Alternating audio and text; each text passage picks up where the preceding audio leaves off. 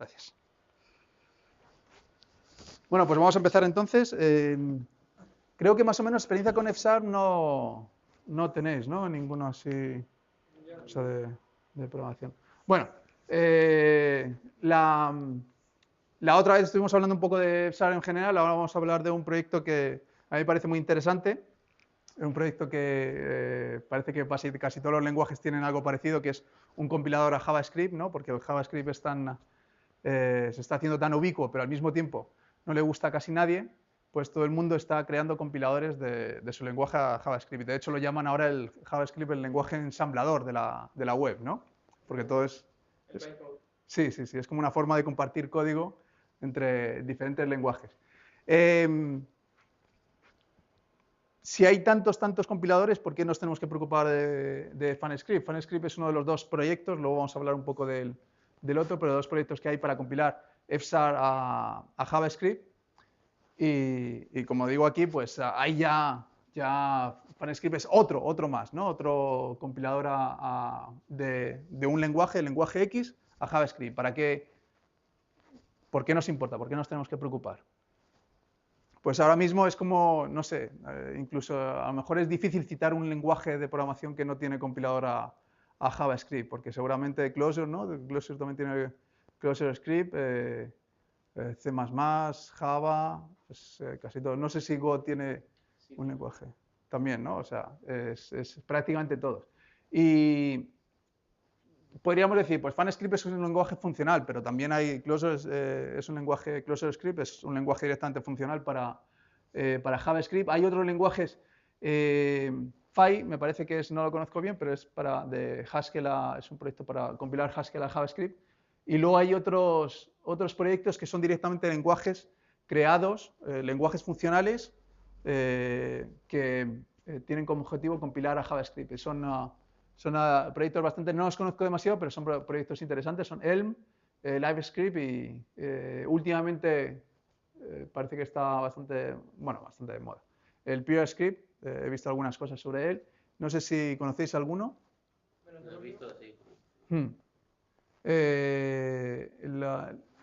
La cosa más importante quizá de PureScript es que tiene tipos estáticos. El LiveScript es funcional, pero tiene tipos dinámicos, entonces a la gente que le gustan los tipos estáticos, pues seguramente no tiene tanta ventaja usarlo. ¿Y por qué nos preocuparíamos por FunScript? Entonces, pues la razón sería que nos gusta F#, ¿no? Si no nos gusta F#, no tiene mucho sentido preocuparnos por FunScript, aunque sí puede ser un poco como mi caso. En mi caso, en realidad, yo me empecé a interesar por F#, pero al mismo tiempo, en ese momento estaba interesado por la programación web y no podía hacer programación web, programación para el navegador con F#. Así que estuve buscando, al final encontré este proyecto, FunScript, un proyecto de código abierto, y me pareció interesante y empecé a trastear un poco con él. De hecho, he colaborado, he hecho algunos commits, pero, o sea, que no es simplemente que, bueno, si no sé F#, pues no tiene ningún sentido FunScript. Si os interesa F#, podéis utilizar FunScript también una forma de acercaros a F#. F#, más o menos ya lo expliqué la otra vez, esto está extraído de la página web de fsharp.org. Es un lenguaje maduro, tiene ya 7, 8 años. Es código abierto, es multiplataforma. Ya estuvimos viendo la otra vez ejemplos de cómo compilar F# a distintas plataformas, a escritorio, a web, a iOS, Linux, Mac, por ejemplo. Y es un programa es un lenguaje que es el paradigma funcional, pero también está muy preparado para usar programación orientada a objetos. Algo parecido a Scala, ¿no? Porque como es un lenguaje que nace de la plataforma .NET, que por cierto, no sé si sabéis que Microsoft acaba de anunciar que él hace open source completamente, pues como nace de eso, tiene que tener formas de interactuar con el código C#, ¿no? Con el código, bueno, C# o otros lenguajes que son predominantemente código orientado a objetos.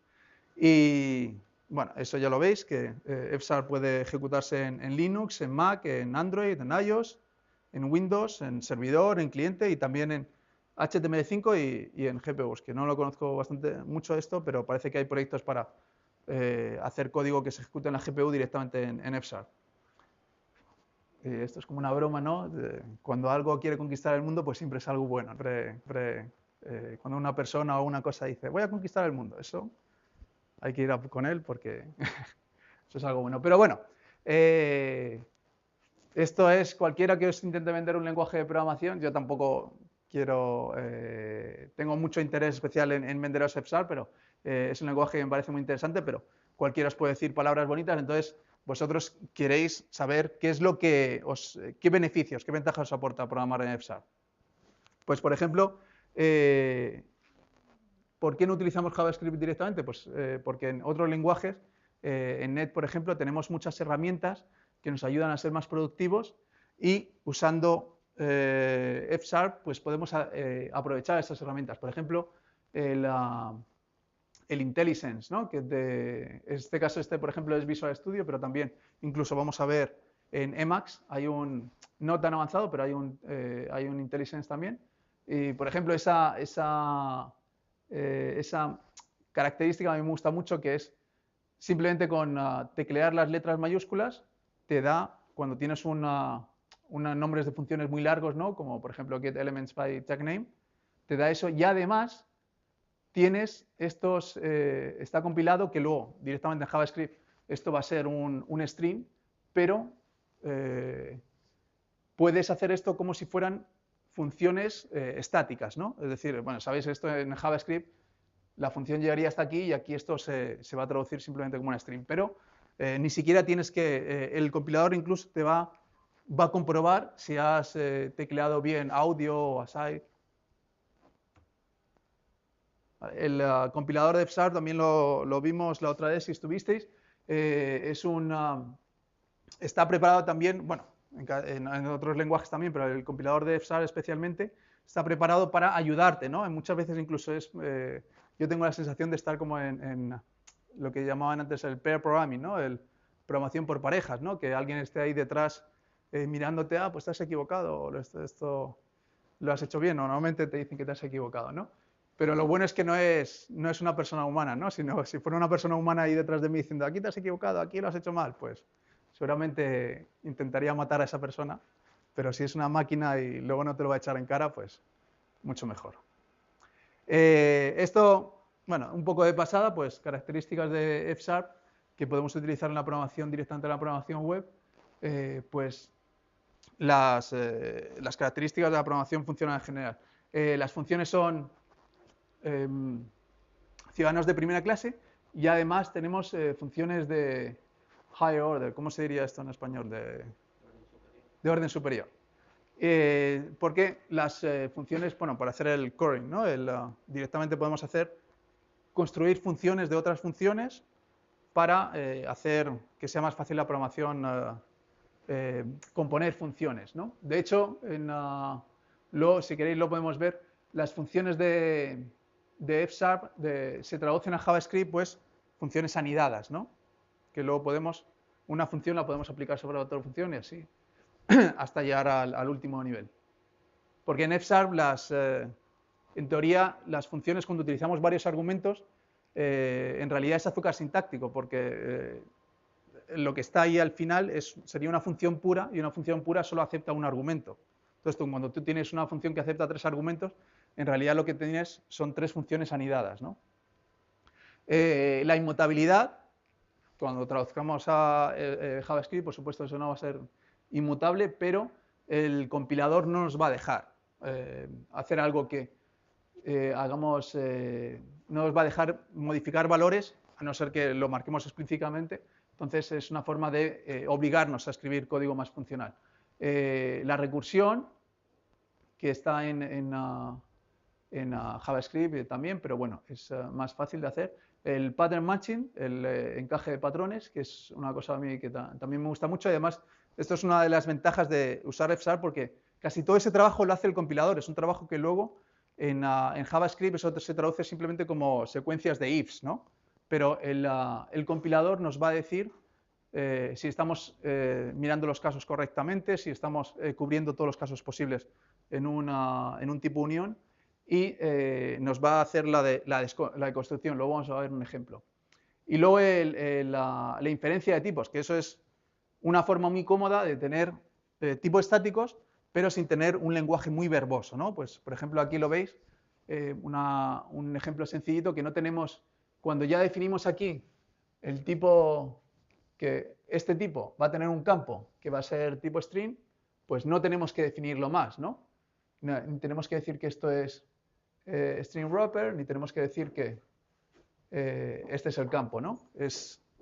El compilador directamente no lo está viendo. Entonces tenemos una sintaxis bastante limpia, muy parecida a Python, ¿no? Porque también, si lo viste la otra vez, es opcional, pero bueno, normalmente en F# el espacio en blanco tiene significado. O sea, no necesitamos llaves. Estas llaves, de hecho, simplemente es para decir que estamos construyendo un nuevo tipo. Y una de las cosas interesantes de F# es que tenemos incluso funciones para que nos va a comprobar los tipos incluso cuando estamos construyendo un string directamente. O sea, aquí imaginemos que nos estamos confundiendo porque este valor lo llamamos texto y nos creemos que estamos accediendo al campo, pero en realidad estamos directamente metiendo el valor. Pues el compilador nos va a decir, no, oye, que tú estás diciendo, este símbolo significa que ahí queremos meter un string. Y dice, no, esto no es un string, tienes que sacar el campo explícitamente, ¿no? ¿Eso cómo lo hace? Porque esto es el compilador te está, cuando usas esta función, el compilador, estos símbolos, dependiendo del tipo que le quieras meter, tienes que poner un símbolo u otro. Por ejemplo, si quieres meter un entero, tienes que poner una D. Si quieres meter un... Si yo quiero hacer mi propio string F, por ejemplo, cualquier otro, por ejemplo, yo sé que Rust lo hace porque print_ln, que es igual, es una macro. Sí. Entonces, al expandir la macro, comprueba que todos los argumentos encajen. Pero aquí, o sea, si yo quiero hacer una cosa que haga lo mismo, que coja una string y coja un argumento y haga ese matching entre los tipos que espero dentro de la string y tal. No, el compilador está revisando el código mientras estás tú escribiendo. Entonces, cuando... Sí, pero la pregunta es concreta. Imagínate que hago una función send_hello. Esa función recibe dos parámetros, uno el formato y otro esto. Y cómo el compilador va a saber... Esto no es runtime, esto no es tiempo de ejecución, es tiempo de compilación. Por eso. Por ejemplo, si quiero hacer una librería de expresiones regulares, que quiero pasar un string, que es una expresión regular, y en tiempo de compilación comprobar que es una expresión regular válida. ¿Me dejaría hacer esto el lenguaje? Eso necesitarías los proveedores de tipos. De hecho, hay un ejemplo para hacer... yo tampoco me he metido mucho todavía en construir mis propios proveedores de tipos, pero hay un ejemplo, por ejemplo, en la documentación para construir tu proveedor de tipos sobre expresiones regulares. Y es una forma de... Tú construyes algo y estáticamente el compilador te comprueba si eso es lo que tú quieras que sea, una comprobación que quieras tú definir en tiempo de compilación. Eso lo haces con proveedores de tipos. Igual como lo hace el TypeScript. TypeScript lo que hace es que por defecto tú puedes definir tipos por si usas una biblioteca de terceros, porque TypeScript compila JavaScript, si utilizas una biblioteca de terceros no la puedes usar tal cual. Tienes que declarar sus tipos, los tipos de la biblioteca se declaran sin la implementación, y entonces el compilador te deja usarlo. Bueno, es que eso es un poco diferente. De hecho, FunScript también utiliza TypeScript, las definiciones de tipos de FunScript. Eso es coger unos tipos dinámicos y tú dar unas definiciones para que el compilador las compruebe y te diga, vale, lo estás utilizando, estás escribiendo los campos bien o no. Y te pueda dar IntelliSense, por ejemplo. Pero aquí, esto es una función especial que está en el core del lenguaje. O sea, eso te viene dado ya así. Pero si tú quieres hacer algo parecido a lo que estás diciendo tú, una función que te acepte un string y compruebe si es una expresión regular, bien formada o mal formada, y te lo diga en tiempo de compilación, también lo puedes hacer. Pero tienes que construirlo, no hay... Bueno, digo que no hay, pero en realidad es un ejemplo de la documentación para construir otros proveedores de tipo. O sea, que imagino que en algún sitio no está en la librería core, pero la podrás coger en cualquier sitio y usarla directamente. El otro día, por ejemplo, vimos un ejemplo de... Es que aquí, bueno, a lo mejor lo podemos mirar luego, pero no lo tenía preparado en este ordenador. Hay un proyecto de FunScript muy interesante también, que es hacer una aplicación que consulta cosas de la base de datos del Banco Mundial y es muy bueno porque lo hace al mismo tiempo que tú estás escribiendo, te está comprobando los campos que te ofrece el servicio REST. Entonces lo estás haciendo en tiempo real y no te... Es un poco como la experiencia cuando estás buscando algo en Google, que al mismo tiempo que estás escribiendo te está diciendo las posibilidades que tienes, ¿no? ¿Más o menos contesta un poco la pregunta o...? Sí, sí que hay eso, sí. Tipos, proveedores de tipos, ¿no? Sí. Mira, de hecho tengo un ejemplo... Este sería un ejemplo, ¿vale? Este es el ejemplo que os estaba hablando. Esto, cuando tú coges el tipo ese World Bank, es un tipo que se está creando es en tipo de compilación, pero es un tipo que se está creando dinámicamente, porque cuando tú lo creas, lo que está haciendo el compilador se va a ese servicio REST y empieza a investigar, ¿vale? Las opciones que te está ofreciendo. Entonces, cuando le das esa función, que es coger el contexto, luego puedes coger y te va diciendo todo lo que tiene. Esto no es una cosa que alguien haya construido, haya tecleado y lo haya puesto ahí, sino que han construido la función para que el compilador, en tiempo de compilación, mientras tú estés escribiendo el código, te va diciendo todas las opciones que tienes. Hay una... bueno, el enlace que esté arriba, lógicamente ahora no podemos cliquearlo, pero... Bueno, sí que lo podemos cliquear. No, está... Bueno. Pues si os interesa, dejé el enlace en la convocatoria y es una charla un poquito larga, pero bueno, es uno de las mentes brillantes de F#, y explica un poco cómo hace esa aplicación para consultar al Banco Mundial. Además, es muy interesante porque primero hace la aplicación para escritorio y luego lo hace para el navegador. Y se ve ahí cómo se va investigando todo en tiempo real.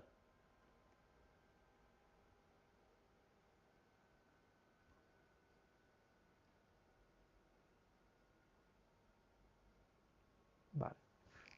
Luego tenemos, esto un poco es un resumen de lo que vimos la otra vez, pues estructuras típicas de programación, de los lenguajes funcionales, pues las tuplas, los registros, que es una forma muy sencillita, casi como JavaScript, de definir tipos, pero tenemos todas las ventajas de tener tipos estáticos. Las uniones discriminadas, que un tipo de unión discriminada muy útil es el tipo opción, que está incluida directamente en el lenguaje.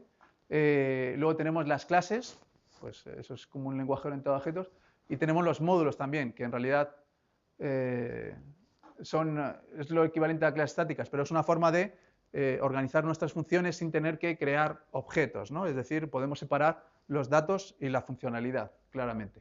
Y luego tenemos las colecciones funcionales, ¿no? Las listas recursivas. Sabemos estas listas que van haciendo cada elemento tiene un enlace al siguiente, entonces cuando vamos creando nuevas, cuando las modificamos, no tenemos que recrear todos los elementos, ¿no? Aunque sean inmutables.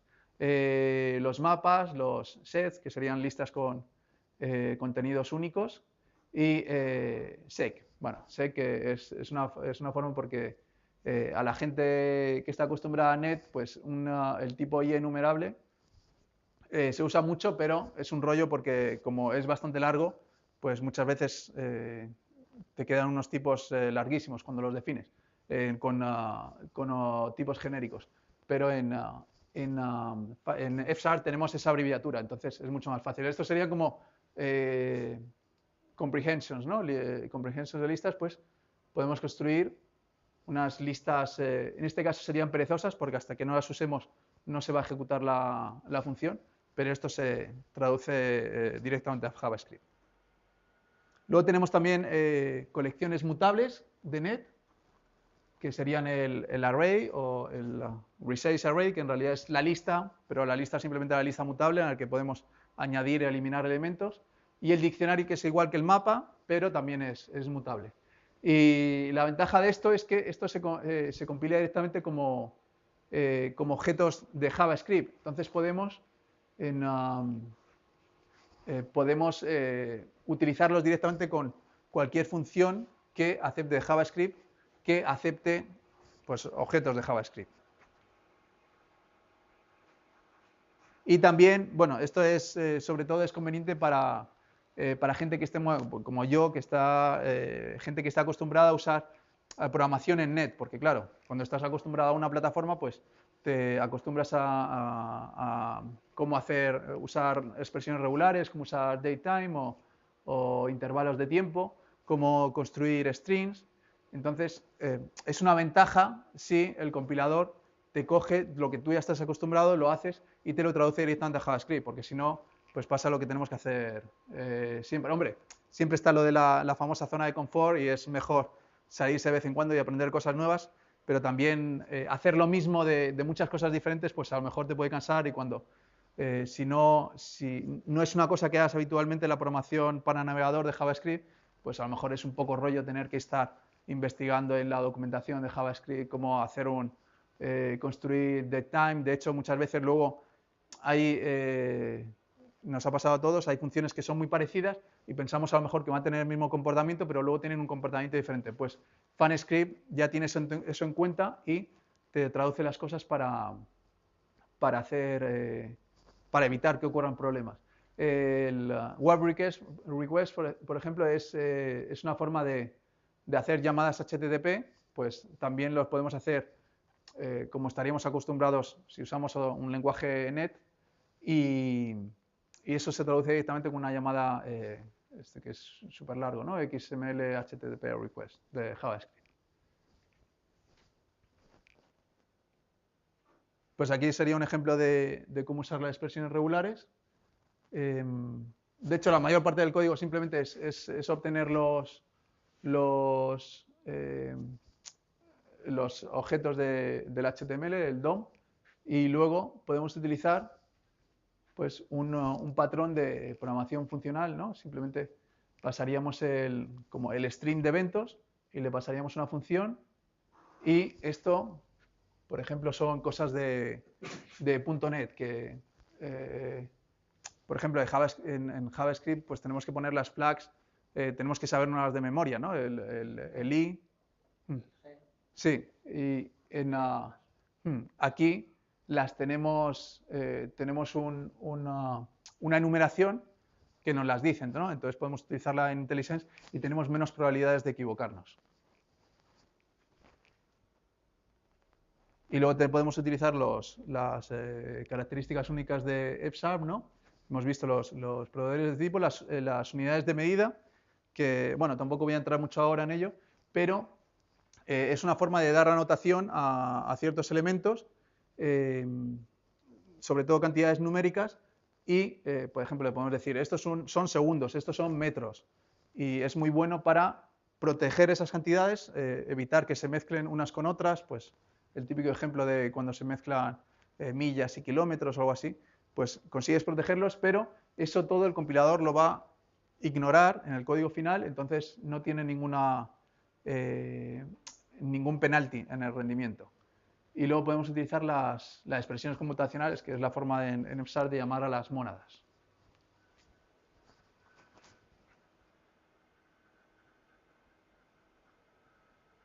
Y luego, aparte de FunScript, hay otro proyecto, que este es el proyecto que he hecho yo, que bueno, todavía es muy pequeñito, pero es una forma de usar, porque FunScript en realidad es traducir código F# directamente a JavaScript. Es como si fuera un código F# puro, pero en este proyecto, por ejemplo, es meter extensiones para usar programación, está enfocada a programación HTML, a programación HTML5, pero usando características de la programación funcional o programación .NET. Por ejemplo, voy a centrarme en dos aspectos, que sería lo que llaman la programación tratar los eventos como si fueran, los eventos igual que si fueran datos, ¿no?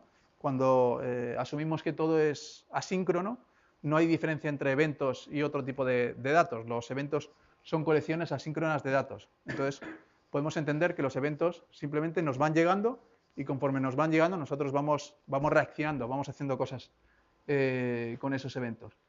Por ejemplo, si haces una referencia a este proyecto, luego una cosa que me gusta a mí mucho de FunScript también es que nosotros hacemos una referencia a la librería dinámica en F# y luego el compilador de FunScript va a coger las partes que necesitamos y nos la va a meter en nuestro código JavaScript.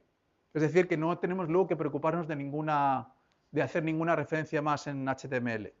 De hecho, luego vamos a ver que es posible, a través de las definiciones de tipos de TypeScript, es posible usar de forma estática otras librerías de JavaScript, pero luego tenemos que preocuparnos, bueno, simplemente preocuparnos de hacer la referencia correcta en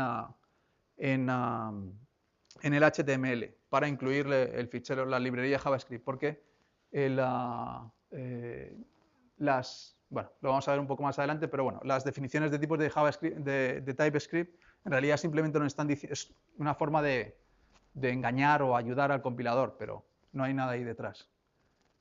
Pues por ejemplo, en este caso, lo que añade son extensiones a todos los elementos del DOM para los eventos. Entonces, si conocéis más o menos la programación en JavaScript, pues normalmente tenemos este tipo de estos campos para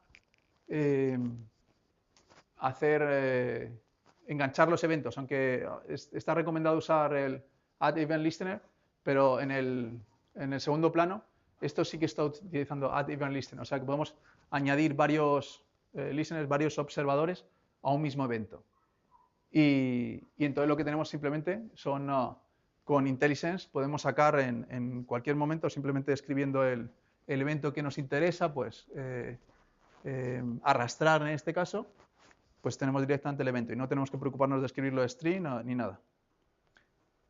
Luego, si conocéis la programación reactiva funcional, pues básicamente es eso, es tratar los eventos igual que si fueran un stream de datos y los vamos transformando según nos interesa a nosotros.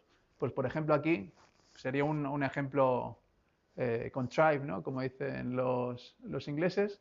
Tenemos un tipo que nos definimos ahí, eso es un registro, lo definimos de una forma muy sencillita, pero aparte de eso, pues definimos algunas operaciones. Ahí estamos definiendo la operación resta sobre el tipo que hemos definido, el tipo punto, vamos, muy sencillita, y luego un campo, una propiedad en terminología net, que es la magnitud, y cuando usamos la magnitud lo que está haciendo es calcular la magnitud del punto. Pues nosotros cogemos los clics, los filtramos, es decir, por ejemplo, queremos solo que sean los clics en el lado, en este caso sería el lado derecho de la ventana. Queremos coger solo 10, ¿vale? Solo nos interesan los 10 primeros. Queremos mapearlos, entonces, con los datos que me da ese evento, client X, client Y, en este caso, esto lo veis, esto es de la librería de JavaScript, pero estamos interactuando, luego lo podemos ver, estamos interactuando como si fueran tipos, bueno, sí, son tipos estáticos, con IntelliSense eso es lo que nos va a ofrecer. Construimos un punto que hemos definido de arriba. Hacemos esta función que es pairwise, que es que cogemos los eventos de dos en dos, ¿vale? Y luego, con esos pares, lo que vamos a hacer es restar el primer par al segundo. Y, bueno, restar el primer elemento del par al segundo. Y calcular la magnitud, simplemente llamando a esa propiedad. Luego, scan es una forma de encapsular el estado, es decir, como la programación funcional es intentar evitar tener estado global inmutable en lo más posible, aquí lo que estamos haciendo, scan, no sé si lo conoceréis, seguro que en Clojure hay algo parecido, no. es... igual se llama de otra manera, pero no acabo de entender. Sí, seguramente se llamará de otra manera, porque esto es muy, por lo que he visto, es muy fundamental de la programación funcional. Nuevamente con eventos, si quisiéramos hacer algo así, es decir, aquí en este caso lo que queremos es calcular la distancia entre clics, queremos calcular la distancia total, ¿no? Cada vez que pues hacemos un clic, hacemos el segundo, pues la distancia entre esos dos, hacemos el tercero, pues la distancia acumulada entre esos dos puntos. ¿Vamos calculando? Es lo único que puede encajar de momento. Es que no es... Es una función, tiene los argumentos de la función. Los argumentos de las funciones, este es, bueno, primero la función, es el comportamiento, este es el estado inicial y luego lo que va a venir detrás, porque el pipeline, lo que significa. No, es que hay reduce, pero hay otra función que es exactamente reduce. No sé si lo podemos considerar una forma de reduce también, pero en... O sea, reduce recibe una función, el primer elemento y los elementos que vengan. O sea, es reduce.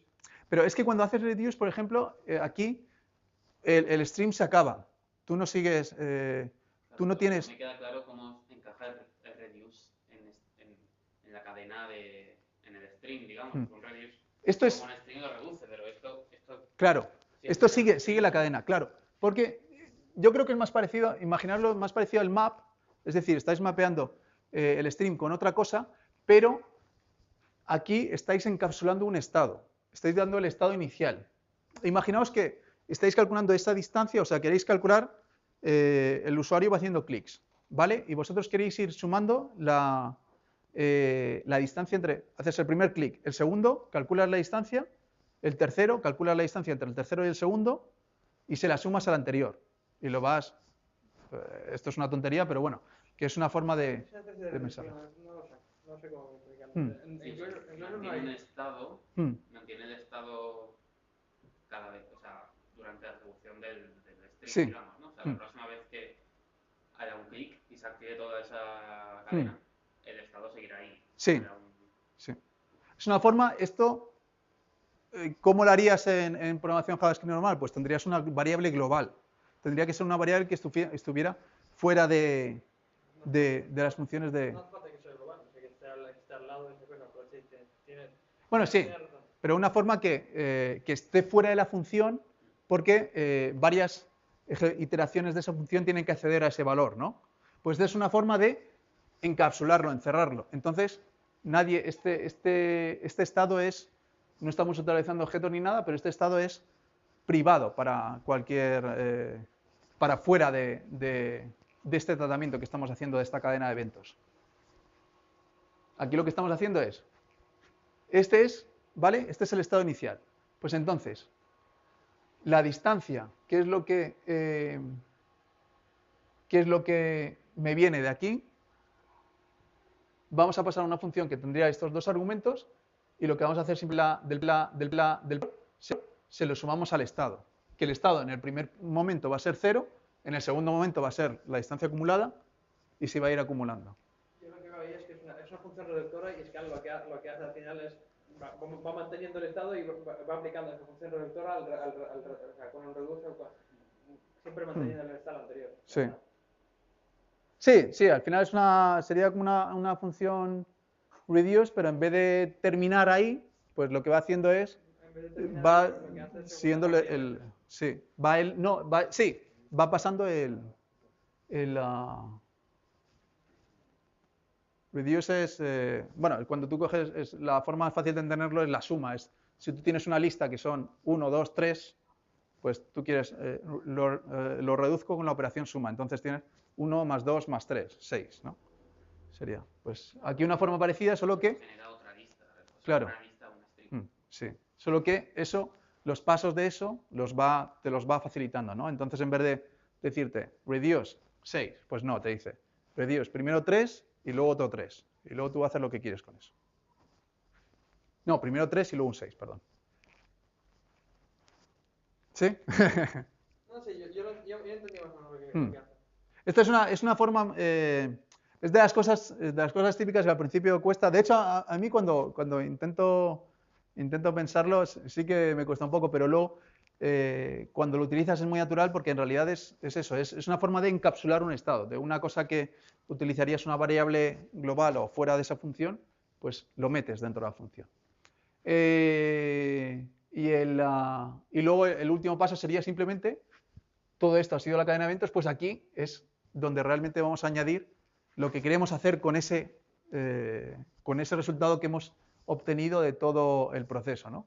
Pues en este caso simplemente sería escribirlo en la consola, y fijaos que tenemos pues lo que hemos usado antes. Estamos haciendo un formato del string, que le estamos diciendo que me vas a hacer un float. El compilador va a comprobar que esto sea un float, que no nos estamos equivocando, y le vamos a decir que nos coja solo dos decimales.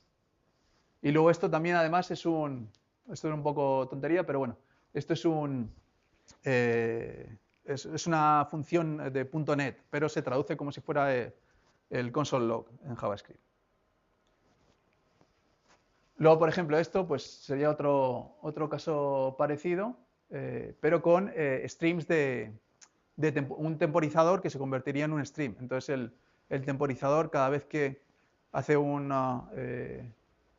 llega el momento que decimos, en este caso serían 2 segundos, 2000 milisegundos, pues le decimos, coge 5 y luego me vas a imprimir el momento de ese temporizador, y me lo vas a imprimir con ese formato. Vale, y estas son cosas que, si las tenemos que hacer en JavaScript puro, imagino que habrá alguna librería por ahí que te lo haga y sea más fácil, pero si lo tenemos que hacer en JavaScript puro, pues sobre todo el formato de string es bastante complicado, y esto, si utilizamos FunScript, lo tenemos ya por gratis, ¿no? Luego serían hay como dos patrones que a veces son incompatibles, pero son muy interesantes. Hemos visto la programación reactiva funcional, que es eso, tratar los eventos como si fueran cadenas, y luego tenemos los flujos asíncronos, que en realidad estos son mónadas, ¿no? Pero bueno, es una forma, en F#, normalmente, para no asustar a la gente, normalmente se habla de eventos asíncronos. Y ¿esto está cortado? Es que, bueno, mónada en el sentido de que tú estás haciendo un bind y estás envolviendo algo. Entonces, en estos flujos asíncronos, lo que haces es envolver. El bind sería todo lo que está, imaginamos todo lo que está debajo de, en F#, las mónadas, lo que cambia el significado suele ser el símbolo, el band symbol, que lo llaman, el símbolo de la admiración. Entonces, cada vez que veis un LED con un símbolo de admiración, es que se está ejecutando la mónada, ¿no? En este caso, vemos, por ejemplo, ahí en la tercera línea, veis que estamos esperando un observable, que es un evento. Es decir, un evento, lo que hemos visto antes, es algo asíncrono, es decir, no sabemos en qué momento va a ocurrir. Por eso no podemos procesarlos secuencialmente, tendríamos que mandarle un callback, ¿no? Pero en esta forma es una forma de simular que eso fuera un proceso secuencial. Entonces nosotros simplemente, eso, si le quitáramos el símbolo de la admiración, sería un resultado envuelto en un tipo que se llama el tipo async en F#, que significa que eso es algo asíncrono, es como algo perezoso, está envuelto en algo, y hasta que no lo ejecutamos, hasta que no ocurre esa cosa, no podemos acceder al valor. Pues ese LED con la admiración lo que está haciendo es desenvolver ese tipo y hacerle el bind, aplicándole el bind con todo lo que está debajo. Es decir, todo lo que está debajo es como si fuera una función al que le vamos a aplicar ese tipo. Y pues ahí, en este caso, es un ejemplo, lo vamos a ver. Esto es una aplicación, así, una web app muy sencillita que hice yo, y era muy interesante porque tenemos las partes que eran el servidor, el cliente y la base de datos, y estamos compartiendo los tipos entre todas las partes. ¿Vale? El tipo, por ejemplo, lo veis ahí, eso está en un fichero que sería shared, por ejemplo, y con los atributos pues le vamos diciendo que este tipo, por ejemplo, el table y column, es una cosa que luego vamos a utilizar. Son bueno, aquí no está, pero luego lo utilizamos con las consultas tipo link que podemos hacer en F# a una base de datos. Entonces, esos atributos se utilizan para traducir ese tipo a lo que sería los tipos en una base de datos SQL en este caso. Y luego, pues simplemente esto es una cosa de ASP.NET que cuando devolvemos algo, directamente lo traduce sin que nosotros tengamos que hacer nada a JSON. Y luego también, fijaos en el assign post JSON ahí, pues también eso es una función, una extensión que viene del proyecto de FunScript HTML, que también nos lo está traduciendo. Entonces nosotros estamos trabajando con tipos y estamos en tres partes, ¿no? En una base de datos, en un servidor y en un cliente, en un navegador, ¿no? Pues todo eso, todos los tipos que nos estamos mandando de un sitio a otro, nosotros no nos tenemos que preocupar cómo se convierten, ¿no?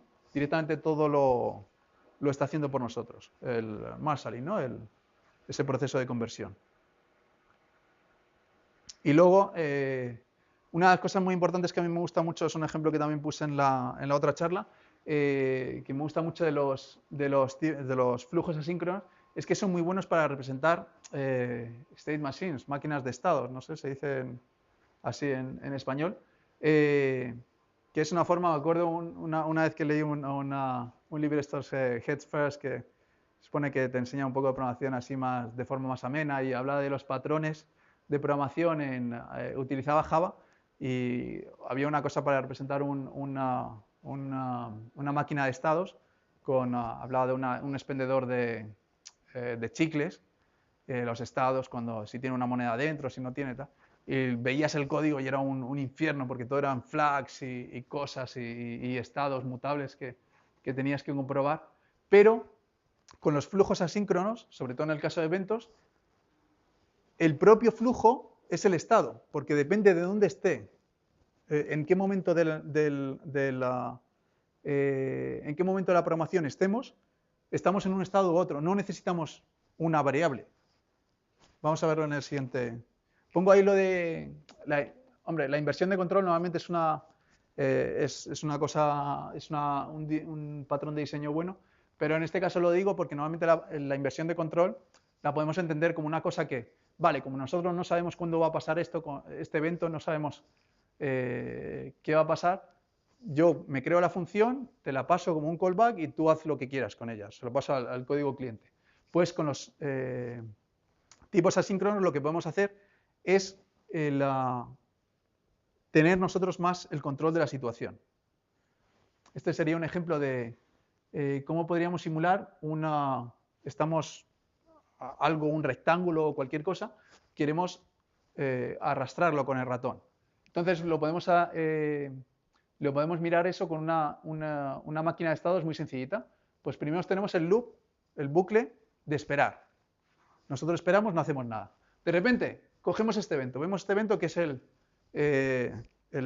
ratón, hemos pulsado el ratón. Pues entonces pasamos al bucle de arrastrar. Entonces, en ese bucle simplemente escuchamos dos eventos. Escuchamos el evento de mover y el evento de que hemos soltado el ratón. Si es el evento de mover, pues tenemos que actualizar la posición del elemento.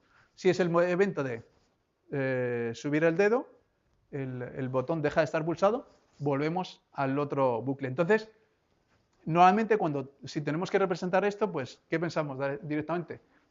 Flags, ¿no? Banderas, pues tenemos algo para decirnos si estamos aquí o aquí. Pero con los flujos asíncronos no necesitamos ese flag. Como todo es asíncrono, cuando vamos al otro evento ya sabemos que esto no puede pasar. Entonces no tenemos que preocuparnos de esto. ¿Más o menos queda claro? Es decir, esto es como si fuera una cosa secuencial. Si tú estás haciendo una cosa secuencial, pum, pum, pum, vas abajo, tú no estás preocupado de ¿dónde estoy ahora? ¿Estoy arriba? ¿Estoy abajo? Simplemente tú vas haciendo las cosas de manera secuencial. Pues esto se podría hacer una cosa así. Aquí luego lo vamos a ver, aquí se ve un poco pequeñito, pero vamos. Si os fijáis, todo esto es, cuando estamos utilizando esta función que hemos visto antes, esperar un observable, pues estamos diciendo, estamos esperando este evento. Si cuando ocurre, pues comprobamos, hacemos algunas comprobaciones, vemos si es el clic izquierdo, cogemos la posición y se la pasamos al bucle de arrastrar. Y ahí las funciones están al revés porque en FSART tienes que definir siempre lo que uses tiene que estar definido arriba. Pero bueno, hay una forma de, si queréis, se puede también, hay formas de cambiar el orden.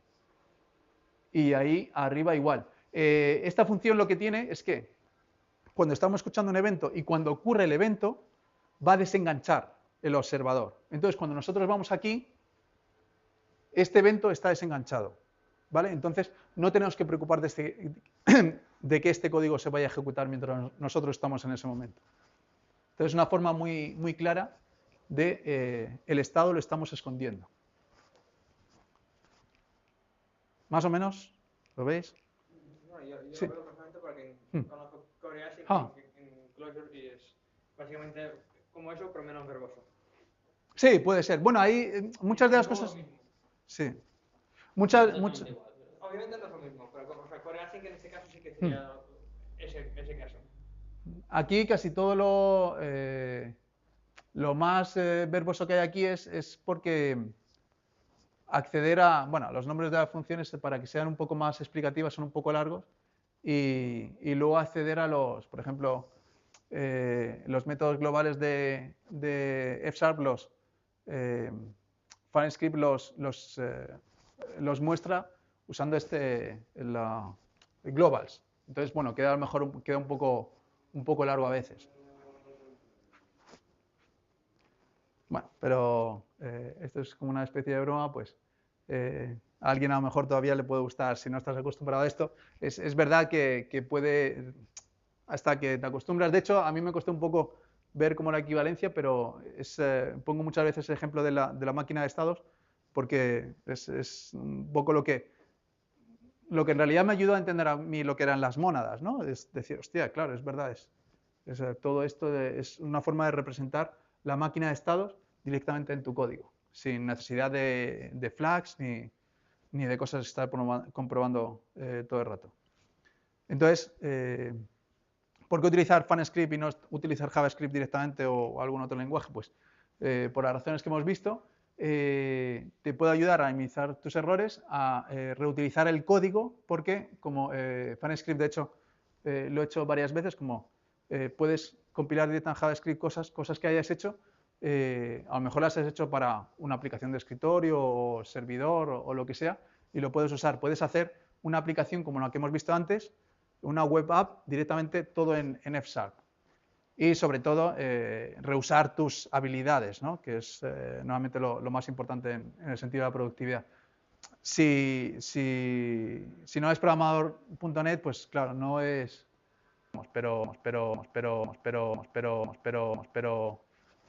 Pero sabes que si estás aprendiendo eso, estás aprendiendo también para usarlo en muchas otras cosas. Igual que si aprendes Java, pues sabes que eso es...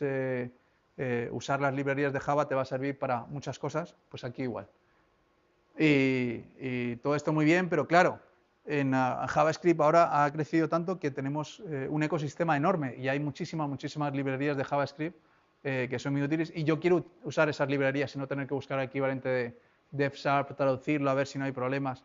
Y las librerías de JavaScript, lo bueno que tiene es que están pensadas en JavaScript y normalmente tienen mejor rendimiento. Siempre va a haber un penalti cuando estamos traduciendo algo a JavaScript, pues perdemos un poco el control de cosas a lo mejor de rendimiento.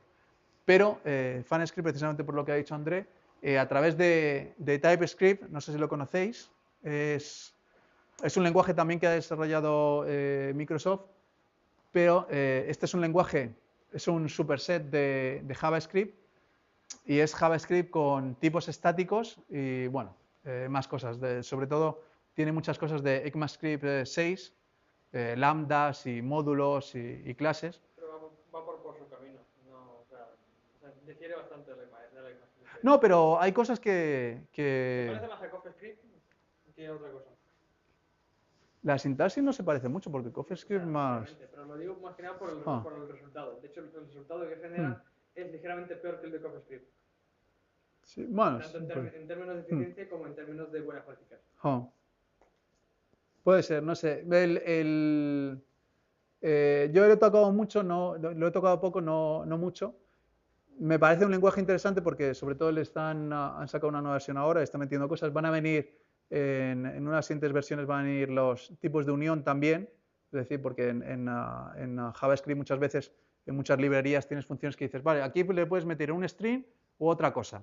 Entonces, eso es complicado ahora porque las definiciones de TypeScript, al final tienes que decir que eso es cualquier cosa, entonces tampoco te sirve mucho.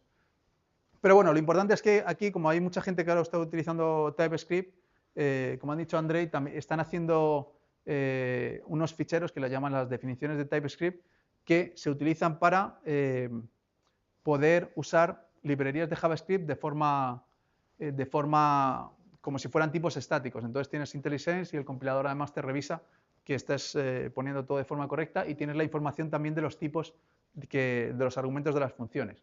Pues FunScript puede usar esto directamente y además lo ofrece a través de librerías NuGet, que es sería el equivalente como NPM, bueno, cualquier gestor de paquetes en .NET. Aunque, bueno, el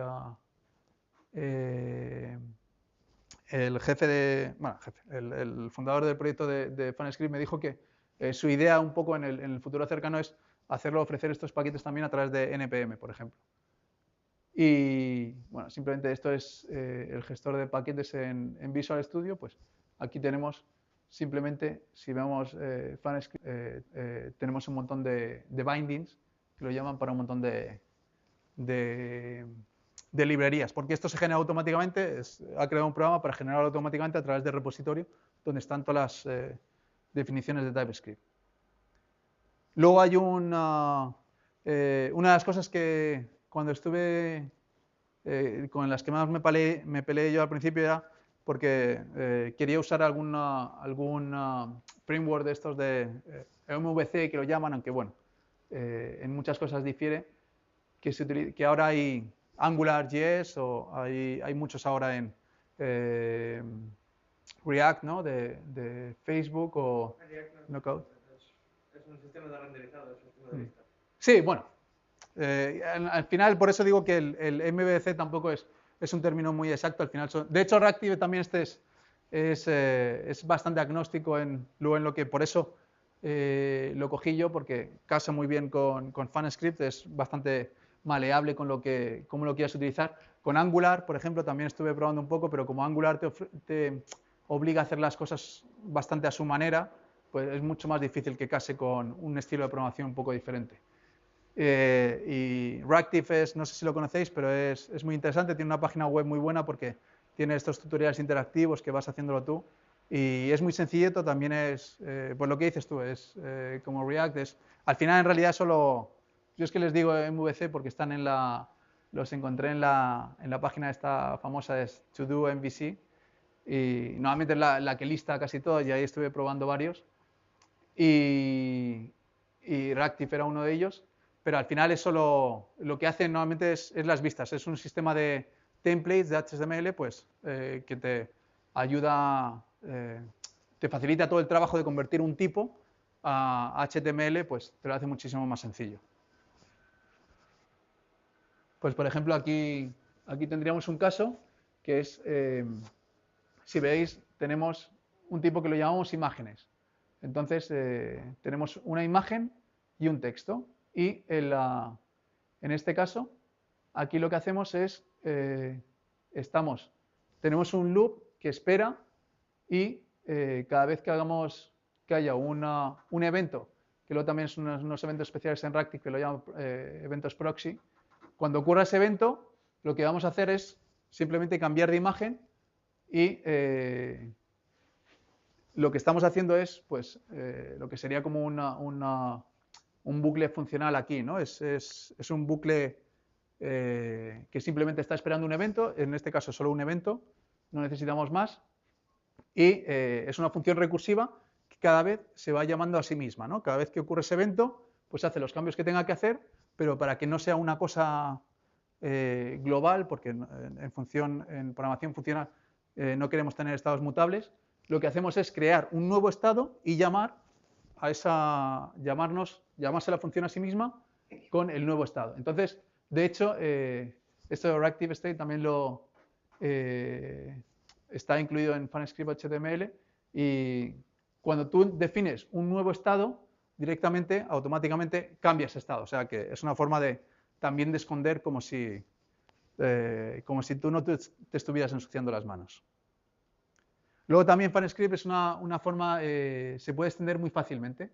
Y, por ejemplo, tenemos que interactuar con JavaScript, y JavaScript es dinámico. Hemos dicho que tenemos estas definiciones de TypeScript que las podemos utilizar en muchísimas librerías, pero a lo mejor hay algún caso que tenemos que interactuar con JavaScript, pero necesitamos hacerlo dinámicamente porque no tenemos el tiempo de definir nuestros propios tipos o lo que sea. Entonces, FunScript, de hecho, tiene un operador, que es el operador interrogante, que se utiliza para cosas dinámicas. De hecho, viene de C#. Lo que pasa es que en F# no está definido por defecto, lo tenemos que definir nosotros. Entonces, en FunScript simplemente con estos atributos, esos decoradores, pues lo que estamos diciendo es que cada vez que utilizamos estos operadores, pues lo traduces en JavaScript así. Entonces, es muy fácil. Simplemente lo que estamos diciendo es que ahí es acceder a una propiedad, y este significa acceder a la propiedad, y así la asignación, pues aquí lo va a traducir así en JavaScript. Una forma muy sencilla.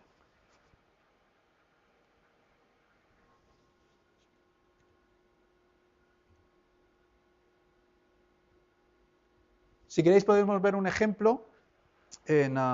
También había preparado varios ejemplos, pero bueno, tampoco hace falta mucho verlos. Había preparado otros ejemplos en la otra tableta con Visual Studio, pero no hay conexión a HDMI, entonces lo vamos a hacer con este ordenador. Este ordenador es un netbook súper viejo, con muy poca potencia, pero también es una forma de ver que F# también se puede ejecutar en Linux, en Emacs, y en un ordenador que no tiene mucha potencia. Entonces vamos a ver un Hello World. Primero vamos a hacer porque aquí vamos a centrarnos solo en la parte del navegador, el código del navegador, así que tengo aquí un servidor de Node muy sencillito.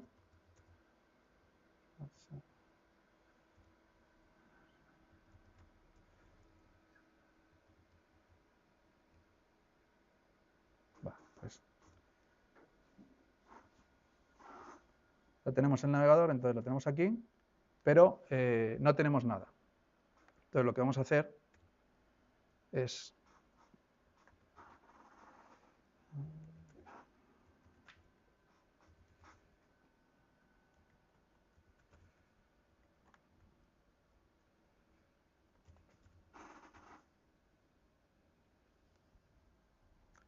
vamos a ver el ejemplo de Hello World. ¿Se ve bien?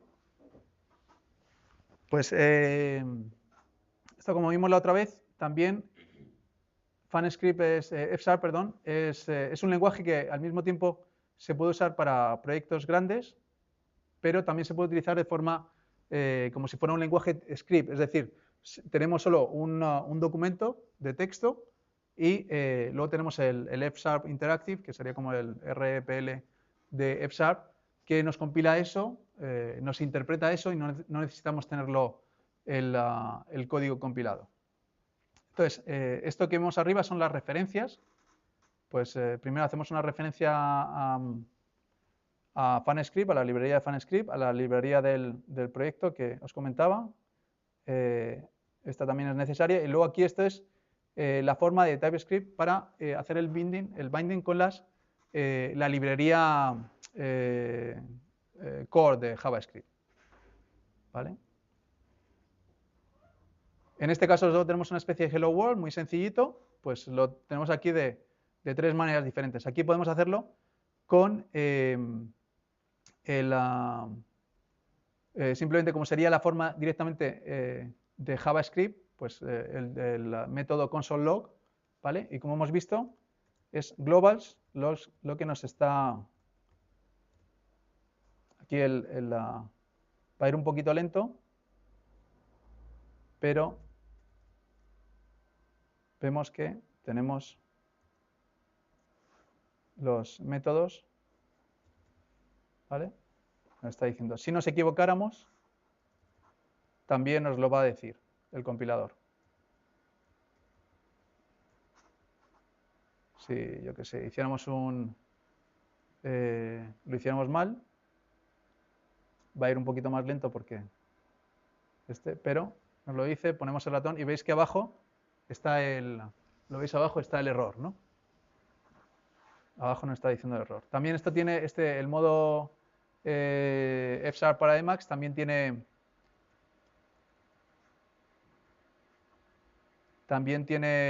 inferencia de tipos. Si vemos, he puesto el cursor sobre H1, ese valor, pues nos está diciendo abajo que es un hidden element, ¿vale? Y esto lo ha deducido, como hemos visto antes, pues simplemente estoy cogiendo del DOM, del documento, me voy a coger los elementos que tengan la etiqueta H1 y voy a coger simplemente el primero. Pues F# directamente deduce que esto es un hidden element, entonces me va a dar el IntelliSense, ¿no? Cuando lo voy a utilizar, me va a decir lo que puedo utilizar. ¿Vale? Y aquí abajo es lo que está cogiendo todo lo que estaría arriba, me lo coge y lo convierte en un fichero. Aquí veis en esta línea, simplemente lo que está haciendo es traducir eso. Este sería el compilador de FunScript. Y eso lo traduce a JavaScript, lo escribimos en un archivo y luego aquí lo que hacemos es copiarlo en el directorio donde está apuntando el servidor que hemos hecho. Entonces esto.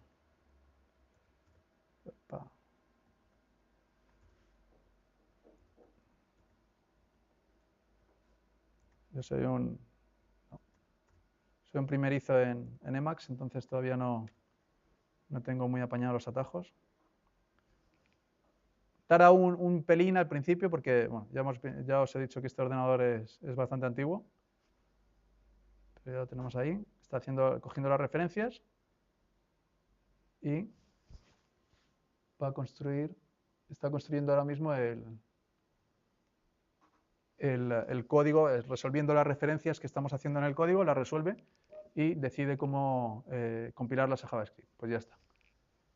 Ahora, si vamos al navegador, sí. Recordamos, pues tenemos aquí el Hello World que hemos puesto y abajo tenemos los métodos que hemos dicho. Y aquí, si veis, estamos haciendo el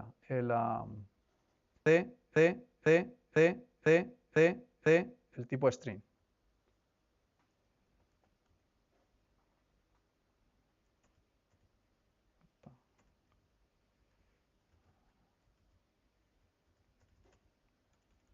¿Lo veis aquí? Esto es una forma de decir. Aquí tenemos estamos cogiendo el datetime de ahora y le decimos aquí, esto es una forma de decir que queremos lo queremos solo la fecha, el día, pero de forma corta, y el tiempo igual, pero de forma corta.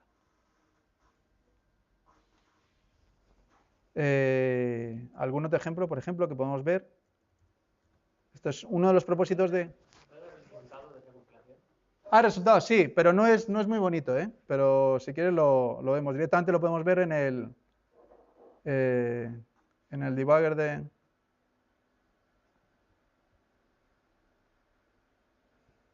Pues lo veis aquí. Ya me da un pequeño vistazo de lo que quería saber. Mira, esto por ejemplo es... Esto... No implica que sea bonito, quería ver la semántica de los objetos, por ejemplo, cuando utilizamos el datetime, quería saber qué es lo que hace por debajo. En este caso lo que hace es... Crea tu propio tipo de time, que, bueno, pues sus propias funciones que... Esto lo que hace lo que hace FunScript es... Tiene unos... cuando va a compilar el código, hay unos... también FunScript tiene lo que sería como compilar el código muy sencillito, pues operaciones básicas, referencias de tipos, y luego tienes los replacement. Entonces, nosotros cogemos otras funciones, normalmente que utilizamos en .NET o en librerías core de F#, y le decimos al compilador, esto cada vez que te encuentres una cosa de estas, lo vas a traducir de una manera diferente. Por ejemplo, aquí, cuando crea un datetime, pues lo que hace simplemente es, veis que este es el tiempo de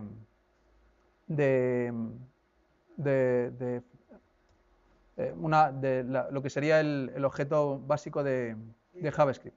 El problema de ello es que tú juegas con un API, pero al final la semántica es de JavaScript. Ya, pero bueno, eso es mejor para el rendimiento, porque si tú no haces, de hecho, ¿cómo cogerías tú la fecha actual sin llamar al objeto de... No, pero lo que, por ejemplo, created, bueno, da igual, no quiero, le echaré un vistazo a eso y después ya. No, esto es un poco también por rendimiento. Por ejemplo, los arrays ahora mismo se traducen a arrays de JavaScript, pero yo estaba pensando también si son tipados. O sea, si utilizas JavaScript, lo más probable es que no debes usar date, debes usar una biblioteca tipo moment. Ergo, ya está son un wrapper para ello. O sea, el rendimiento es optimizar antes de solucionar el problema. Me imagino que para hacer interop con JavaScript esto ayudará, ¿no? O sea, si yo a lo mejor puedo pasar un datetime como si fuera un date a una librería. Claro. Probablemente, eso sí. Ese tipo de cosas. En eso sí. Y luego, eso era una razón, por ejemplo, en FunScript hace unos meses antes de que lo toqueteara yo un poco, había cosas que no había. Por ejemplo, no había los diccionarios mutables. Y yo los he implementado para que se compilen a JavaScript. Por ejemplo, cuando estaba haciendo estas interacciones con librerías como Reactive, pues tenía problemas porque a veces les tenía que pasar un objeto, crearlo en el momento. Se puede hacer con un registro, pero los tenía que crear y no había una forma, porque F# no está diseñado para crear objetos de JavaScript. Entonces, si crea un diccionario y lo que hago es, en el segundo plan, cuando lo compilo, ese diccionario se crea como un objeto de JavaScript, pues ya tengo una forma de crearme muy fácilmente un objeto de JavaScript. Y también luego, lo que dices tú, una librería, podría utilizar una librería especial para consultar la fecha, pero de esta forma me aseguro de que mi código se va a compilar sin nada. Si vemos aquí el HTML sí que me lo hice. Lo que quiero decir es que en un proyecto más o menos real, o sea, que trate con fechas en JavaScript, lo más probable es que no utilice el date. Y si utilizas el date, o sea, en mi opinión, obviamente totalmente subjetivo, está haciéndolo mal. Bueno, pues no soy un experto de JavaScript, pero bueno, a mí lo que no me gusta muchas veces es, pues, bueno, sí que hay formas en JavaScript para resolver estos problemas, pero todo el lío es que, claro, como soy de .NET y soy de Visual Studio muy comodón, pues yo quiero que la herramienta me resuelva todas las referencias y no preocuparme mucho de ello. Entonces, cada vez que haces una referencia a algo, siempre tienes que valorar los pros y los contras. Para esta cosita que tengo, no necesito cogerme una librería, buscarla, ver si tengo la versión actual, no sé qué. Cada uno elige lo que es. Yo te digo que yo personalmente no voy a tratar con Dave ni de coña, porque es una puta mierda y... Hombre, una forma, yo por ejemplo, que estoy haciendo varias pruebas, es todos esos fallos que te puede hacer, pues precisamente datetime es de .NET, lo hace de una forma más sencillita. Una cosa, por ejemplo, que es confusa son los meses. Cuando yo cojo y digo...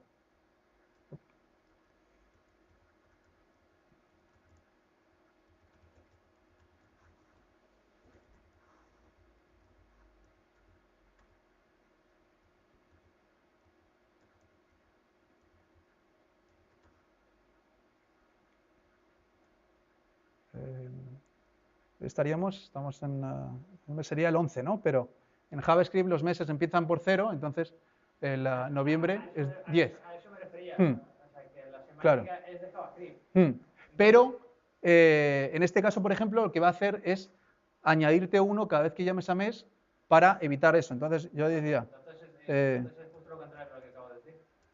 Entonces la semántica no es de JavaScript, la semántica es de F#, o sea, .NET. Claro, el que... Entonces, no está perfecto. Sí. Claro. Hombre, lo que está intentando hacer es que no tengas comportamientos inesperados. Es decir, si tú te esperas que en net ocurra una cosa. Por ejemplo, yo también metí las expresiones regulares, usar las expresiones regulares, pero tiene limitación. Las expresiones regulares se están traduciendo como expresiones regulares de JavaScript, entonces las de .NET son más potentes. Entonces hay algunas cosas que no te... ¿Cómo? Tiene algunas cosas, por ejemplo, en .NET puedes utilizar grupos... Sí, referencia hacia atrás, eso. JavaScript no lo acepta, en .NET sí. Grupos con nombres... Vale, sí. El concepto de una expresión regular más potente que otra, que la implementación no me había sorprendido, ¿no? Sí, bueno, que te permite hacer más cosas, ¿no? De hecho, hay una forma, que lo estuve pensando, hay una forma en Net de definir una que es definir una expresión regular que sea compatible con ECMAScript. Entonces estaba pensando, pues si no es eso, lanzar una excepción, digo, pero bueno, se hace más verboso porque tienes que preocuparte de hacer eso y bueno, quizás es un poco mejor hacerlo por convención, pero sí. En ese sentido, lo puedo use script si un montón de nicks, por ejemplo, usa string nativo, usa... Sí. Y es un poco de los wrappers.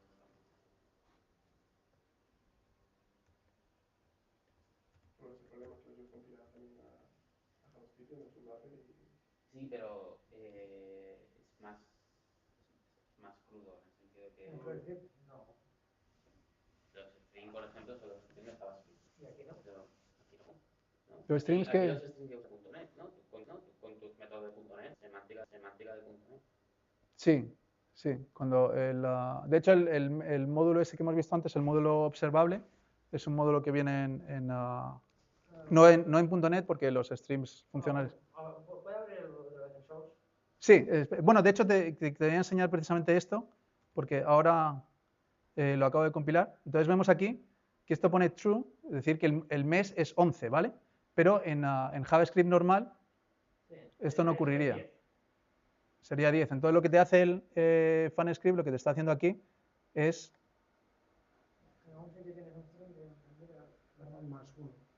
Aquí está, ¿lo ves? Cuando le estamos pidiendo el mes, lo que está sumando es 1. ¿Qué? En un safe es porque eso es la implementación directamente de... normalmente el que use FunScript no lo está haciendo, pero si te metes en el código de FunScript, porque el código que sea... Es que no sé si a lo mejor lo puedo enseñar. Tienes razón. Bueno, ¿puedes hacer un console log de un string como tal, mandarle un true per case o alguna cosa parecida? Sí, de hecho, sí. Sí, en eso suele ser se suele traducir muy... Y si no, yo lo probaría en casa. Pura curiosidad, nada más. Entonces, como dices, Un global console log de hello world, punto per case o como sea. Sí, ese se va a traducir directamente a...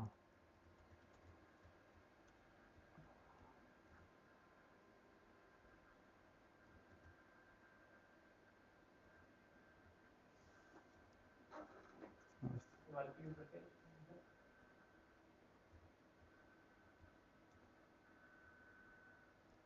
No, te lo da igual, por ahí está.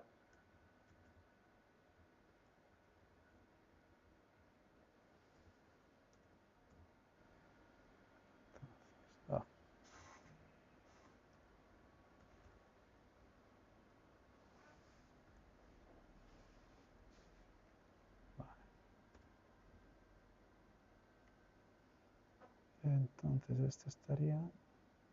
Si lo buscas...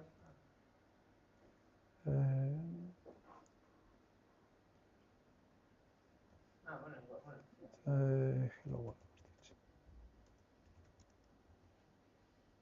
Sí, este se traduce directamente a... Tiene la misma semántica. O sea, depende del tipo, solamente de la compilación que definas. Es lo mismo que en JavaScript. Sí, lo que está haciendo es... De hecho, es que te expone los dos, cuando tienes un string, te expone los métodos de JavaScript y los métodos de .NET. Y de hecho aquí los vemos porque podríamos hacerlo. ¿Y si usas un método de .NET real? O sea, bueno, alguno que sea más complejo que Drupal. Pues eso depende, si tiene...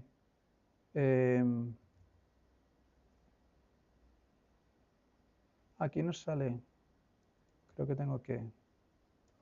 No sé si lo defino... no, lo tengo que definir como si esto lo que definiera como un string de tipo Java, tipo JavaScript.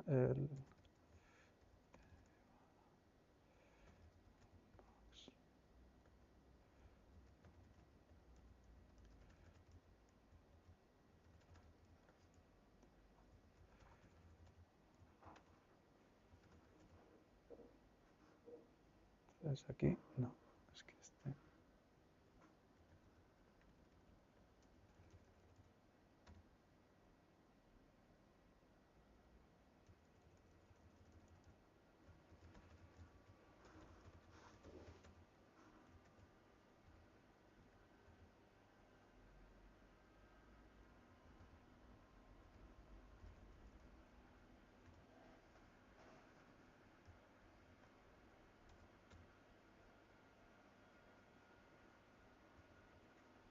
Ahora lo ves, lo que me expone es, como lo he convertido a una... Sí.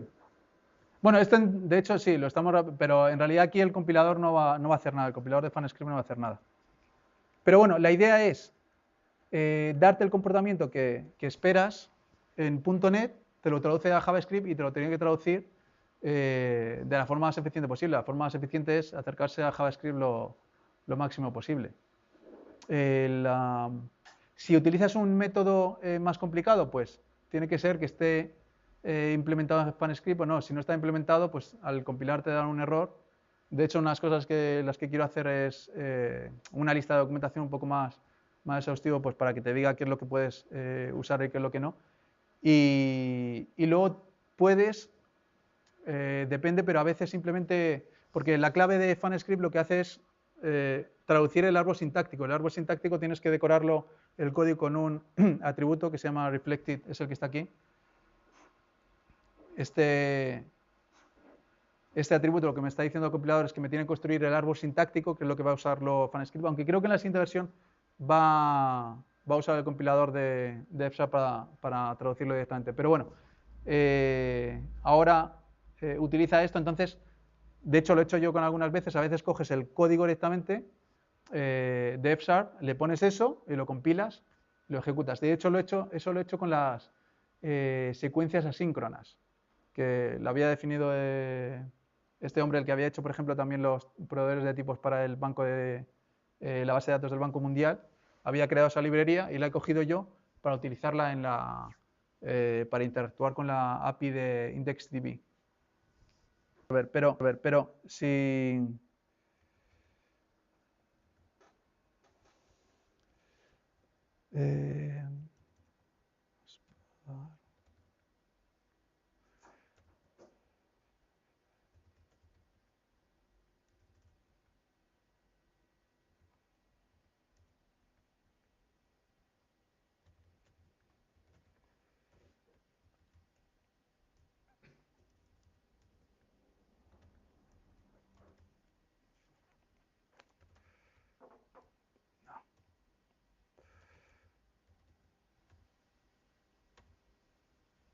Por ejemplo, este es el archivo que se utiliza para...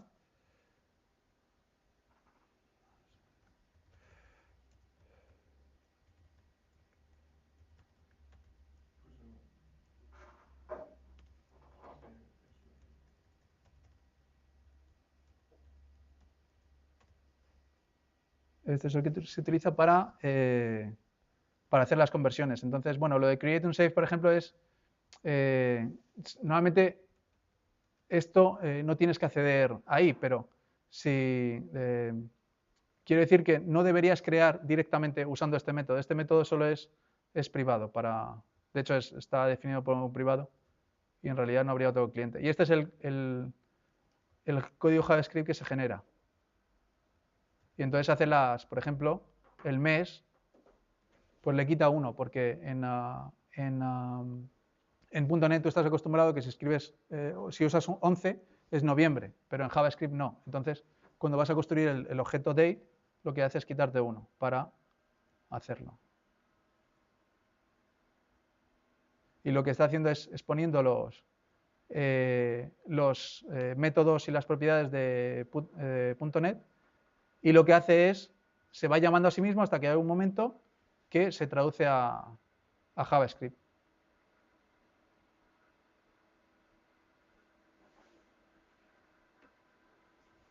No sé si queréis ver algún otro ejemplo. Yo tengo una pregunta después. Cuando termines. Bueno, no sé, si queréis, por ejemplo, uno, vamos a ver.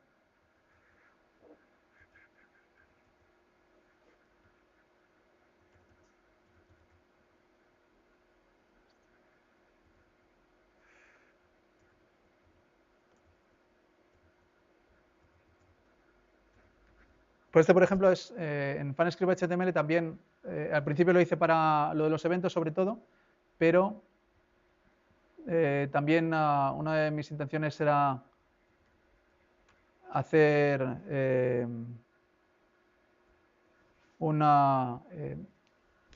ofrecer las APIs de HTML5, pero de una manera que fueran, que las pudieras usar de formas estáticas y con las ventajas de FSAR. Y por ejemplo, no sé si conocéis IndexedDB, pues se supone que es toda síncrona, pero es un poco lioso de usar porque son todo, cada vez que quieres usar algo, pues tienes que engancharlo, pasarle callbacks y luego tienes que volverla, pues abres la base de datos, entonces tienes que pasar un callback para abrirlo. Entonces cuando ya tienes la base de datos abierta, tienes que pasar otro callback para abrirle un cursor y luego tienes que pasarle otro callback para no sé. Entonces es un poco complicado y luego también la gestión de eventos, de excepciones, perdón, es muy liosa porque cada vez que llamas el callback tienes que también preocuparte de hacer algo con el evento y que fuera un error. Entonces, cada vez que quieres hacer cualquier mínima cosa, al final se convierte en una bola enorme. Y yo lo que hice es una adaptación de... esto no sería natural de .NET, pero sería como programar la forma más idiomática posible de FSAR, bueno, dentro de mis capacidades, y que te lo tradujera a JavaScript y que funcionara. Entonces, por ejemplo, aquí igual, si compilamos esto,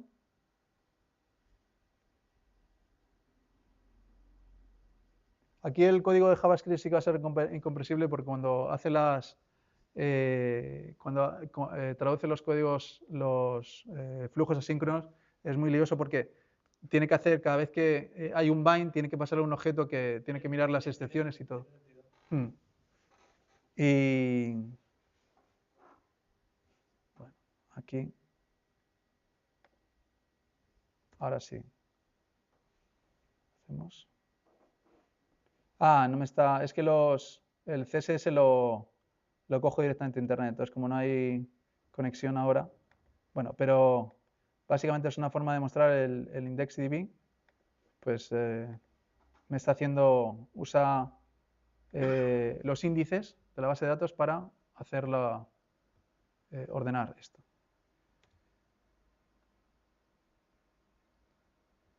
Y en Chrome sí que se puede mirar, pero en Firefox no lo sé. En Chrome sí que se puede mirar la IndexedDB, se puede inspeccionar directamente. Pero bueno, ventajas de usar esto, por ejemplo, pues los tipos me lo defino de forma estática, muy sencillito. Aquí es un registro, entonces no tiene casi penalty. Aquí estaría una forma de crearme los datos para empezar, pero también igual, esto todo está... el compilador lo está revisando, entonces si me equivoco en cualquier momento me lo va a decir. Luego, por ejemplo, para crear los índices, en JavaScript le paso un string, ¿no? Con el nombre del índice. Pero como esto es estoy identificando las tablas, o bueno, los stores, que lo llaman en IndexedDB, los stores con un tipo, lo veis aquí, que hago create store, y le quiero decir que va a ser un contacto y que la key de cada elemento va a ser un int. Entonces aquí le estoy pasando, le tengo que pasar el ID. Y si le pasara otra cosa, por ejemplo, gtitle, esto el compilador va a protestar porque está esperando un int, ¿vale? Porque aquí yo le he dicho que quiero que la clave de cada elemento sea un int. Entonces es una manera de que el compilador nos esté ayudando en todo momento a revisar esto. Y aquí igual, pues para crear los índices puedo utilizar esto que son... de hecho en la nueva versión de F-Sharp esto se va a poder hacer de manera menos verbosa, pero estos son las expresiones de FunScript, entonces yo le estoy diciendo que esto en realidad lo que me interesa es el nombre de este campo. Y cuando hago los cursores, por ejemplo, los cursores lo utilizo, esto es lo que os comentaba antes de las secuencias asíncronas, ¿vale? Que esto puede iterar sobre el cursor como si fuera una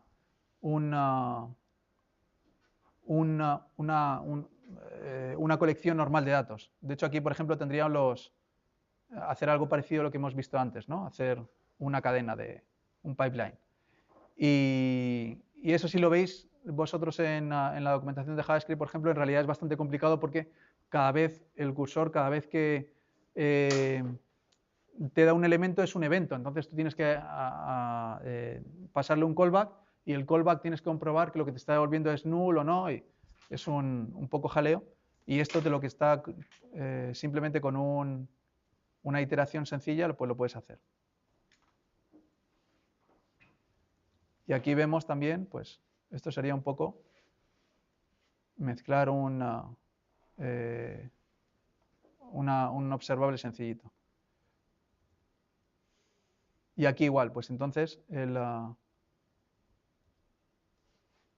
que estamos mirando es cada vez que hacemos un clic en una de las cabeceras, pues decimos si es cualquiera, esto es encaje de patrones, si es cualquier cosa de estas, pues lo que le hacemos es que la expresión que le pasamos es esto. Porque la expresión, el campo no es exactamente esto, y esto luego se lo vamos a pasar a la función, aquí está, a la función displayData, y esta función, pues aquí con el argumento es ActiveIndex, lo que me va a hacer es también igual encaje de patrones, pues va a decir si no es nada, pues simplemente me va a abrir un cursor sin preocuparse del índice. Si es un índice, pues aquí me lo deconstruye, y aquí le puse lo de inSafe porque esta expresión no está tipada. Cuando le ponemos la doble arroba significa que no está tipada, porque como tenemos aquí varios campos, la expresión no puede estar tipada. Si estuviera tipada, pues sería, solo me acepta expresiones que den un int o que me dé un string. Y bueno, ya quizás con esto por ahora va bien porque ya es un poco tarde. No sé si tenéis alguna pregunta. Yo tengo alguna pregunta, pero claro, algunas ya me las he respondido. O sea, la HTML, o sea, es una pregunta también del conocimiento de C#. C#, aparte de .NET, tiene su standard library.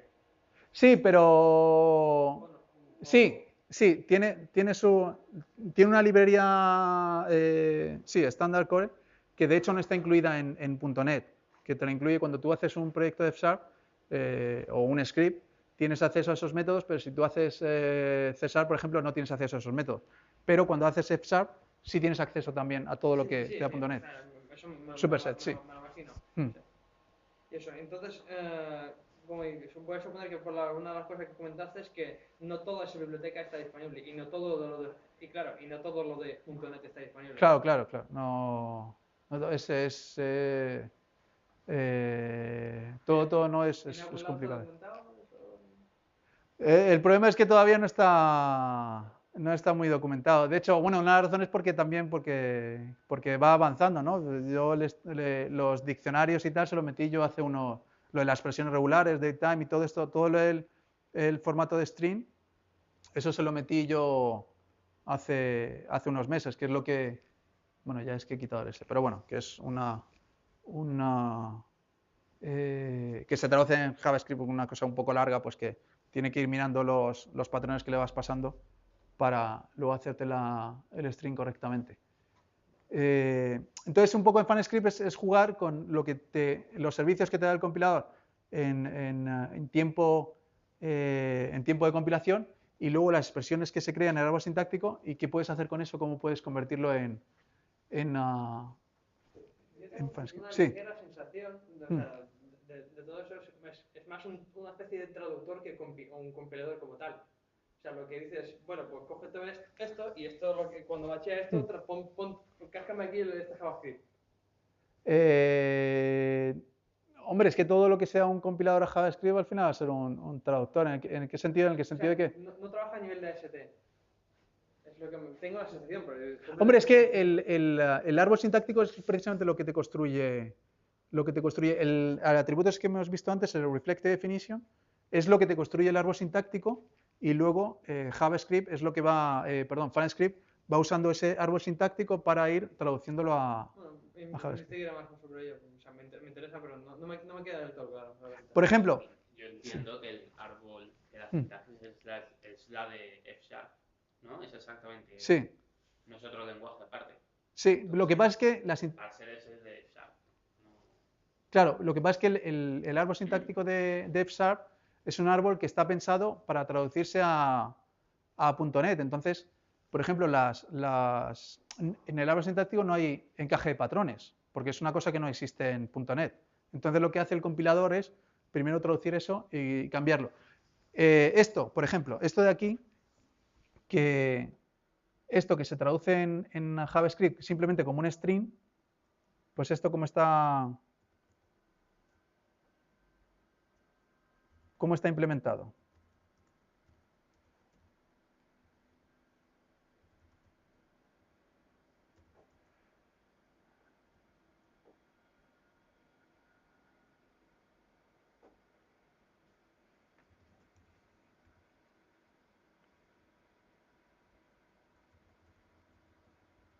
Esto es lo que va a traducir esto es un componente que se le añade al compilador, entonces el compilador lo que va haciendo cada vez que ve una expresión, va mirando si tiene un componente que puede encajar con esa expresión, con ese patrón. Entonces, un quote, que significa es lo que hemos visto antes entre arrobas, una cita que contenga un lambda, que contenga un get, ¿vale? Pues lo que me interesa es esto, el PI, ¿vale? Que me lo está desconstruyendo y me debería, bueno, ahora no me está saliendo lo que es abajo, pero, y eso, lo que le estoy diciendo es, de hecho aquí ni siquiera estoy utilizando JavaScript, lo que le estoy diciendo al compilador, que esto me lo vas a cambiar simplemente al nombre de esa propiedad. Entonces, esto, por ejemplo, es una de las cosas por lo que a mí me encanta el encaje de patrones, porque en una sola línea, pues le estoy diciendo un montón que haga un montón de trabajo al programa, al compilador. Le estoy diciendo que me mire si esto es, porque en realidad estas posibilidades son infinitas, son mucho más grandes, pero yo me estoy quedando en una posibilidad entre esas muchas, pero de una forma para mí muy sencillita, que es decirle, ¿es una cita? Sí. ¿Contiene un lambda? Sí. ¿Contiene y solo esto? ¿Contiene un get? Pues me vas a coger los guiones que vemos aquí son cosas que no me interesan a mí, me vas a coger esto y lo vas a hacer como si fuera un valor normal con el nombre, es decir, un string con el sname. Y FunScript está hecho eso de componentes que van mirando un árbol sintáctico y cada vez que encuentran algo que hace eso, que puede reemplazar. Por eso es muy fácil extenderlo, porque en cualquier momento tú le puedes meter los componentes que tú quieres. No sé. Si no hay más preguntas. Yo tengo una pregunta de F# directamente. Si tiene, o sea, cuando hablas de recursividad y sí. si tiene tailgate optimization. Sí, sí, el tiene. .NET en concreto, sí, sí, sí. la máquina virtual en ese caso. Sí, sí, sí. Bueno, .NET no, porque .NET no es el compilador que lo traduce como si fuera un bucle. De hecho, en la siguiente versión lo que va a hacer es... No hablo de tail recursive optimization, hablo de tailgate optimization. Sí, sí, o sea, lo que va a hacer es, cuando tú estás haciendo algo recursivo, eso el compilador en el bytecode de .NET lo que lo va a traducir es como aquí en JavaScript obviamente eso no lo puede hacer, pero cuando lo traduce a bytecode lo traduce como un bucle para evitar el Stack Overflow. Por eso mi pregunta es, no pregunto sobre el recursive, sino el tail optimization. Se llama otra función al final. Es cómo crear los codes. Si tú vas creando un montón de funciones sí. que crean scopes. Por eso te lo digo, que lo que hace es lo convierte en un for, en un bucle, en un for normal. O sea, no se está llamando la función todo el rato. Pero claro, tienes que hacerlo, construirlo de la forma correcta. De hecho, la siguiente versión de F# lo que va a hacer es que te va a dar un aviso el compilador si no lo has construido bien. Había una discusión si tenías que poner un keyword o un atributo. Pero no sé, creo que en Python eso sí lo hace, ¿no? Hay una forma... En Python no hay TCO. No, pero es que no sé mucho de Python, pero vi algo, no sé, uno en Twitter puso una imagen que no sé si era a lo mejor una versión especial de Python, que le ponía un decorador, table call, y el compilador le decía... Una macro, pero, o sea, sí, pues. Que todas esas cosas que la máquina virtual por defecto no implementa es tail recursive optimization. Que no es lo mismo que tailgate, que es un subset de tailgate optimization. Al final lo que quiero decir es que cuando tienes o sea, en este caso la traducción literal es callback dentro de callback dentro de callback dentro de callback, que cuando eso al final cuando el resultado siempre es la última ejecución de ello, o sea, sí. eso consume stack en sí, claro. Entonces no tiene tailgate. Lo que hace como .NET, la plataforma... Eso no se puede hacer como for. Es que no es un for. Eso tiene que hacerlo la máquina virtual. El recursive sí lo puede hacer un for, que no es lo mismo. No, es que me puedo pillar los dedos. No sé exactamente cómo lo hacía, pero sí sé que lo hace. La plataforma, la máquina virtual, como no está pensada para programación funcional, pues no te lo hace. Lo que hace es el compilador de F# cuando traduce ese código. Entonces no puede hacerlo. Yo creo, bueno, tendré que mirar, pero vamos, cuando yo estaba mirando F# sí que te hablan de tail call optimization, y de hecho lo que os estoy comentando que están diciendo que quieren hacer en la próxima versión de F# el compilador te va a hacer un warning si no estás construyendo la función correctamente para hacer el tail call optimization. Es recursividad, que es un caso muy importante. Es el más usado. Pero dices de tail call que no sea funciones recursivas. Que sea recursivo. Si tengo pues sea recursivo indirecto. Si llamo API de llama C, mutual se recursion. llama Eso es otro caso. Mutual recursion es otro caso. Eso también es concreto, porque el caso concreto, sobre todo lo digo más que nada por concretamente en mi caso en Clojure y la JVM, la construcción de lo que viene siendo también en Haskell, la macro do, al final eso es una subsyntax, por lo que hace bind de una función anónima que el resultado de esta función es otro bind, etcétera, etcétera, y es una escalera de callbacks, al final, que son funciones anónimas. Como los flujos asíncronos, que crean frames, scopes, en lo que viene siendo en el stack, básicamente, y eso consume stack. Lo que quiero decir es que si llegas a tener mucho eso, la máquina virtual dice no tengo más espacio para stack. Sí. Haskell en este caso lo que hace, tiene eso, en este caso, y no consume stack. Contenerlo para los recursivos, eso es el caso más crítico. Porque es normal que tú tengas una función recursiva que corra 5.000 veces. Sí, no sé, porque haces un Sí, sí, sí. Un reviews de 5.000 elementos o yo que sé, cualquier cosa.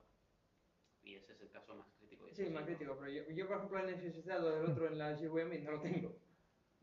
Entonces, mira, yo sé que hay el call optimization, pero no sé. Eso, yo es que lo relacionaba directamente con funciones recursivas, no sé otros casos, pero bueno, lo miraré. Sí, pero bueno, sí que sé que es uno de los problemas de la programación funcional, ¿no? Pues todo lo